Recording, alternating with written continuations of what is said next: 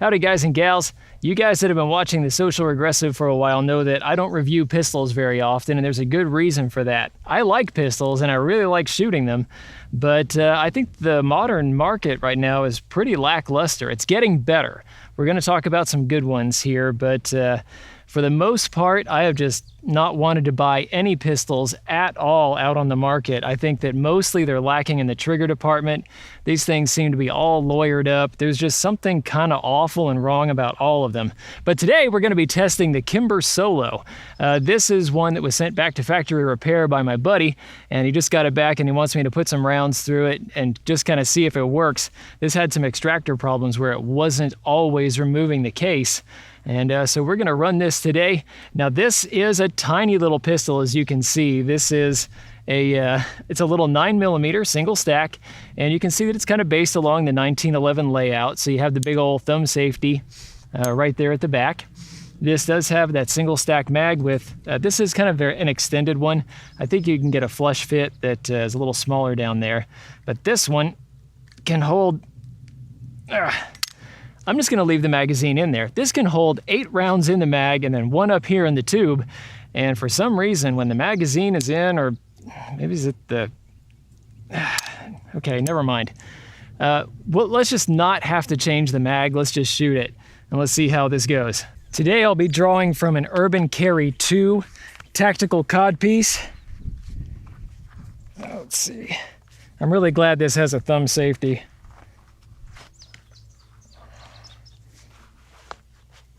Okay, so that just leaves a little flap right here with a magnet. And when I grab this and pull it out of my pants, I should be ready to go. All right. Oh, bad guy.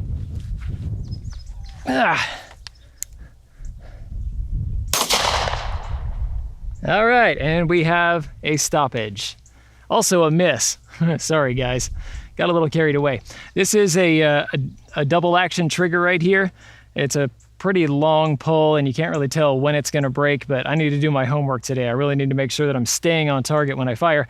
But anyway, this looks like it went about halfway back or halfway forward. We're going to find out. I'm going to drop the mag if I can.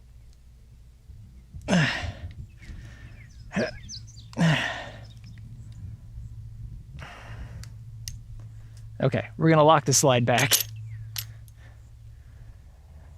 Okay, so it did extract and eject that first case.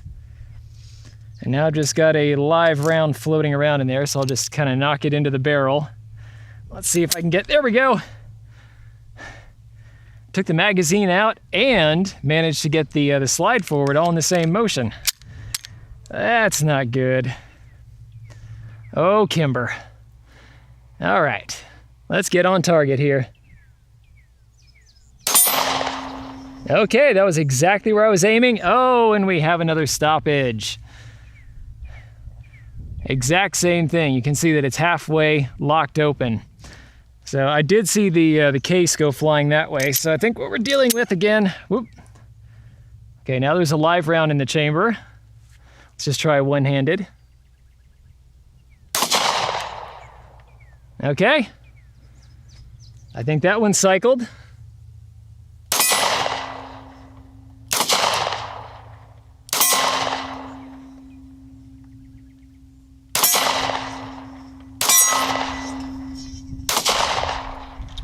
All right, well, I'm shooting for crap. I'm about 10 yards out, and I certainly should be hitting steel here.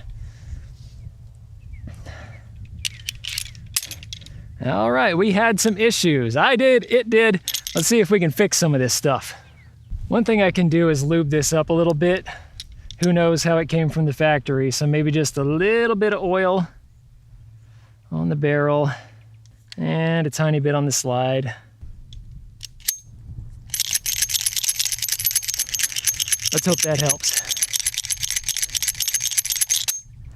I tried to just do 8 rounds in here instead of getting the 9th up top, so just 8 rounds total. You know, maybe that was stressing things out a bit.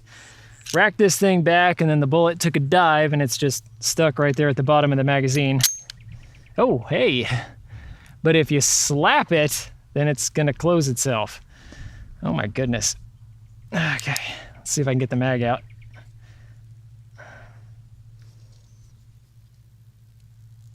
There we go. If you push up on the mag, then you can release it sometimes. Did that do anything? Okay, it didn't actually put anything in the slide, but okay, check this out. Come here, you.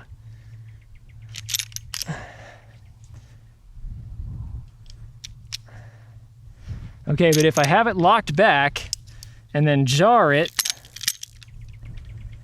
well, okay, I guess. There we go, got the magazine seated. Everything looks pretty in there. Okay, thumb safety on.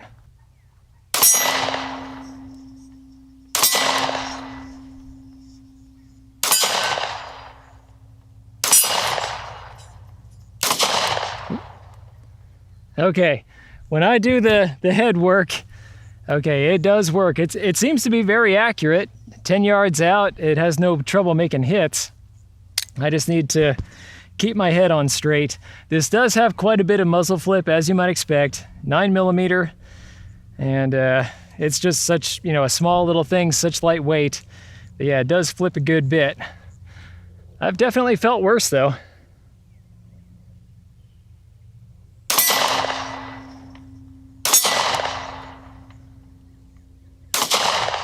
Oh, I feel like I have to reset the gun between each shot.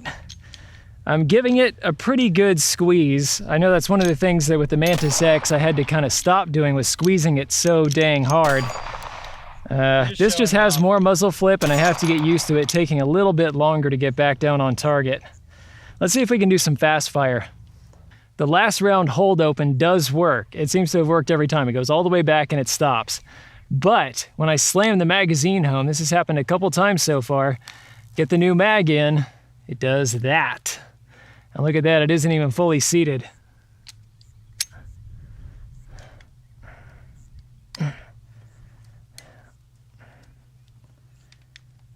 There we go. Okay, so I have to push up on the mag in order to drop the mag, and then the slide moves all by itself. This isn't even topped off. I didn't have the 8+1. This is 8 in the magazine, and I'm just trying to get 1 in the chamber. Okay, apparently it didn't go in the chamber. It just kind of popped out and did its own thing, which is why I couldn't seat the mag. All right, it's all seated. Take the safety off. What in the world? Ugh.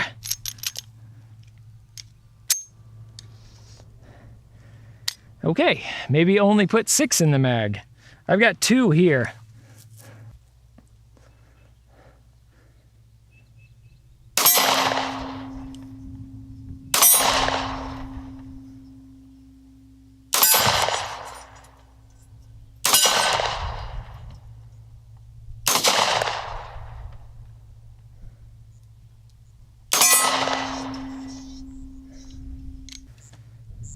No failures to feed, fire, or eject, at least after we got the magazine stuff done. So at least we have that going for us. The slide is locked back, and let's see how tenuously it's locked back. I'm gonna drop the mag, and then I'm just gonna give it a little jolt. Okay, all right. That one seems decent. It did lock back all the way. This time I'm only putting 7 in here. The bullet still wants to nosedive. I don't know if you can see that from this distance. Here, let me get a little closer up. See that? The bullet just won't present in the proper upward attitude like that. It doesn't want to go all the way to the back of the magazine either. All right, here we go. Let's see what happens. Oh-ho!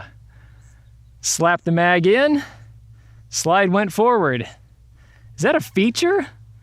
I can't imagine that being a feature. I had a Tokarev that did that, but it was busted.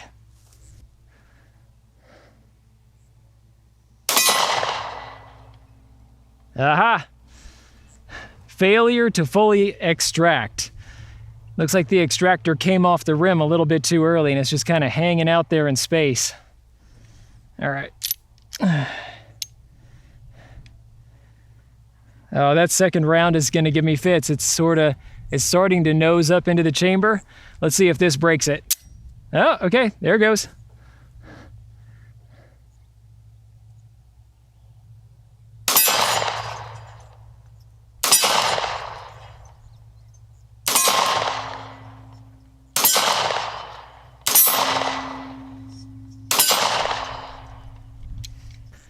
I don't know what else to say. Let's try another mag. With the slide locked back, the magazine drops free pretty easily. So as long as the slide's back, you can get it out. If the slide is forward, let's try this. Okay, I've got the mag in. Drop the slide. Yeah, now I have to push the magazine up to get the mag out.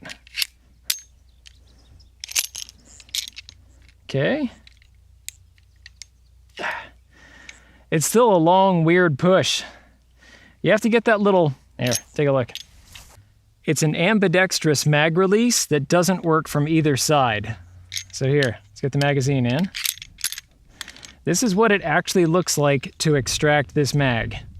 All right, so there's the button. I am pushing, oh, there it goes. Okay, I felt that. That actually wasn't too bad. Let's try the other side.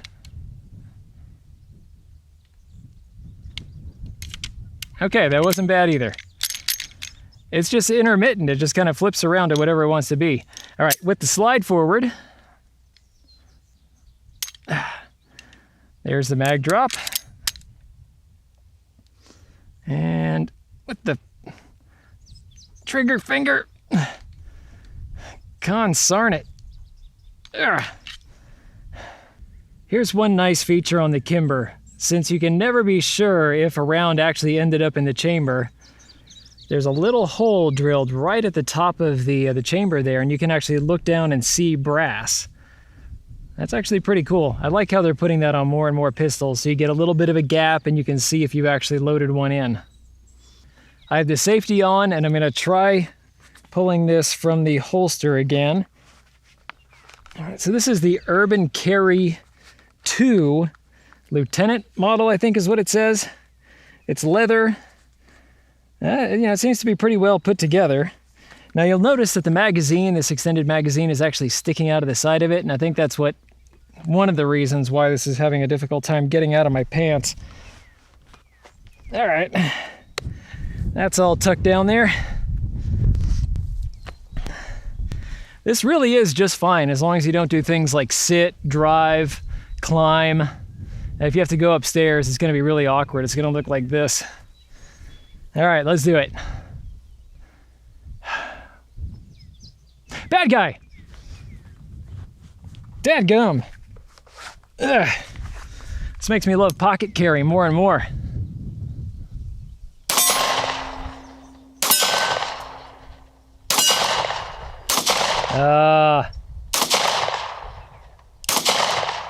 Holy cow. Oh, that was terrible, Kyle. I must have been ducking that every single time. I'm trying a new microphone setup today, guys. Let me know how it goes. I've gotten to hear just a little bit of it. My big thing, there it goes, it just did it again. This thing is really psyching me out. But yeah, anyway, I'm trying to get better sound, and hopefully there's a little bit of wind out here today, about 8 miles an hour at max. And I'm hoping that this little fuzzy thing right here is able to stop the sound. I know it looks goofy, but it's all about the sound. Bad guy! This is not what it looked like in the advertisements. Ugh.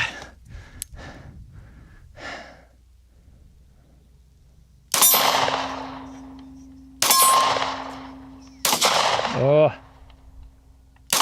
there we go.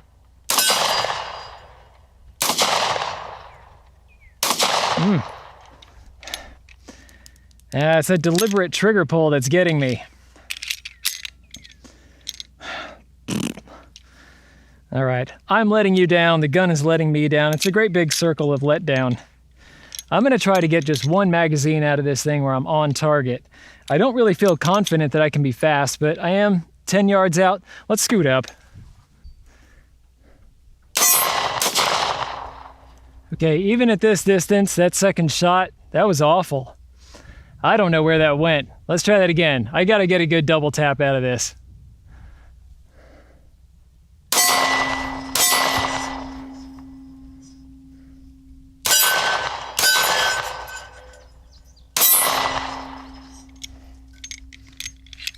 All right, and that's all the rounds she can handle.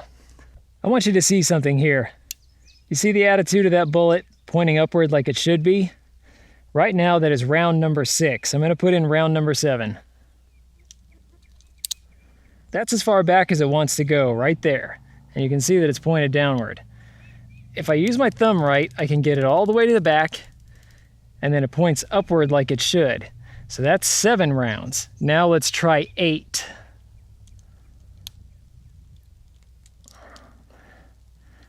That is really tight.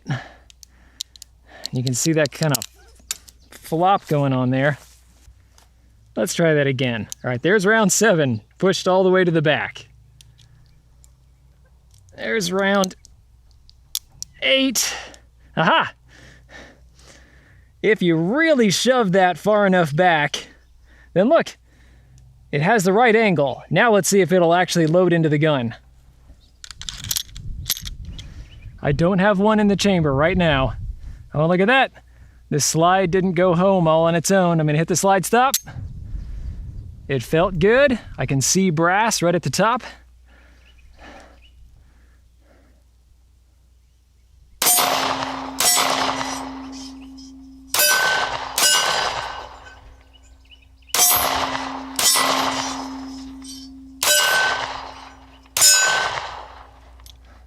There we go. All right, the gun and I got together on that one. It seems to be cycling better. It seems to just be doing things better. Maybe this is just part of the break-in period. I know that some guns, they recommend you get 200 rounds through it before it's really kind of broken in. And we've only had about 40 through this, somewhere in there. The magazine release is still annoying, but I think it is maybe breaking in. Oh no, this is with the slide forward. Hold on. Let's try it now. Nope, nope. Magazine release is still awful. All right, let's talk about some of the positives though. First off, those sights are excellent. Love them.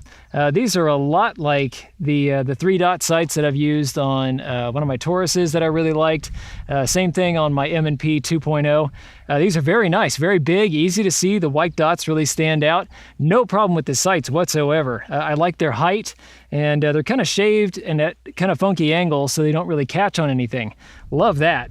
The thumb safety, despite being pretty small, is actually pretty easy to actuate, and I think that on a gun of this type, it's probably pretty important. It does have a double action trigger, so some people say that it's overkill to have both of those. The double action on here, all right, here, I'll just go ahead and dump this, make sure that we're empty. Here is the double action pull. Going, going, going, going. Okay, there's no indication that it's gonna get to the end of that. There's no shelf, it just kind of falls off at one point. After that, there's very little over travel, so that's nice. And really for a double action, it's not the longest draw I've ever felt. And it is smooth, as people in the pistol reviewing industry like to say. It's usually code for garbage, but it's actually not bad for a double action. Not bad at all. And once you get used to it, I think it'll be okay. This is definitely a close range weapon. It has the accuracy that you need for some longer shots, I think, but the rest of it just doesn't really add up to that. With the extra muzzle flip that you get, the double action pull, it's like the gun itself is accurate, but there are certain things that are holding it back. This model, as you can see, has the laser grips built in, so it has a little switch to flip it on. And then as soon as you grab it and squeeze it, your middle finger hits this little dot right here, and then the laser turns on underneath. And it's definitely not bright enough for daylight. This is a nighttime only laser. Ergonomics are good. It fits the hand really neatly. For a pistol that flips as much as it does, it's actually not that uncomfortable. It just, it takes a second to get it back on target. I do feel like I have to rearrange my hand pretty much between each shot. It wants to come out. It feels like it gets a little gappy right back here. Okay, so it's a mixed bag. Overall, though, I'm not sure that this is a carry option unless it goes through an extensive break-in, and I'm absolutely sure that it's not going to hiccup and stovepipe, and the extraction seems to be mostly okay. It did fail to catch that rim and pull it all the way back a couple of times, but now that it's breaking in, I haven't had any more of those. I just polished off a box of 100 rounds, and this has come into its own. There are no more failures to feed, fire, eject, extract, anything. This has continued to work just fine. Now, this does still have some pretty wild quirks about it, like that magazine drop. Like right now with it closed, I can't really do it. Here's a tip for you guys that may have one of these, want to buy one. Push up on that magazine, press the button, and then you can manually withdraw it. This is not like your Glock, not like your Smith & Wesson.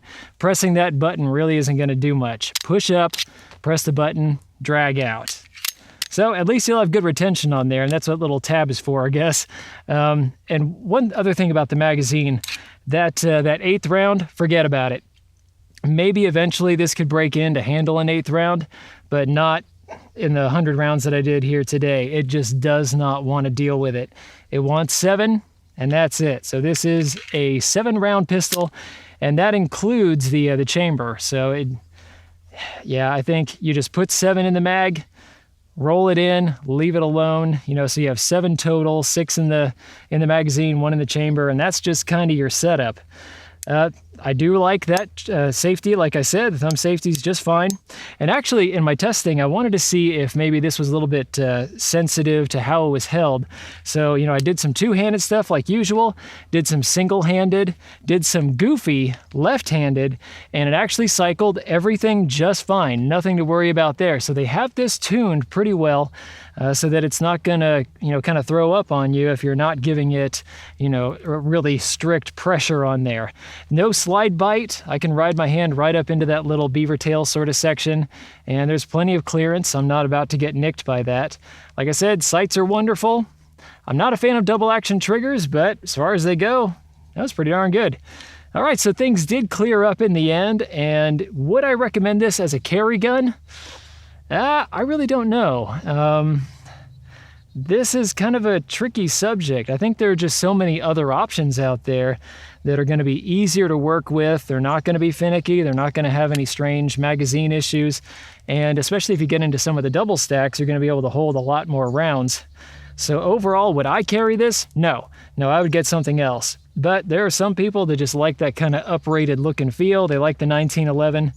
And this might appeal to them. Just give it some time. Get out to the range, spend some time with it, and eventually you'll get used to the gun and it'll kind of get used to existing. And as you can see, accuracy was pretty darn good as long as I did my part. And off camera, I actually did quite a bit better, both single-handed and double. I was making a whole lot more hits, so I was just a little bit less psyched out and getting used to that trigger. So overall, okay, not too shabby, just not really for me. Thanks for watching, guys. Make sure that you like, share, subscribe, and hit the notification bell down below. We're probably not going to do too many pistol reviews unless you guys really like them. We'll get back to rifles and other fun stuff like that. But yeah, thanks a lot, you guys. Thank you, patrons of the Destructive Arts, for providing a lot of the materials, the camera, and the new microphones that we're using today. You guys rock. So thank you, Stan and Mary and Sportsman's Guide at the 338 Lapua Magnum level, Joseph Davis, Mr. No Name, and Peter at the 300 Win Mag level. And then we have a whole bunch of other dudes that are chipping in $1 or $2 a month to keep these videos coming. Thanks a lot, you guys, and I'll see you in the next video. Thanks for watching. If you liked this video, be sure to like, share, and most importantly, subscribe. Even if you didn't like this particular content, go ahead and subscribe. There's probably something coming that's more up your alley.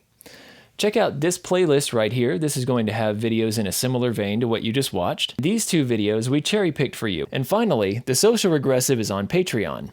So you can become a patron of the Destructive Arts and earn some goodies while helping us to provide high-quality videos just by kicking us a few bucks a month.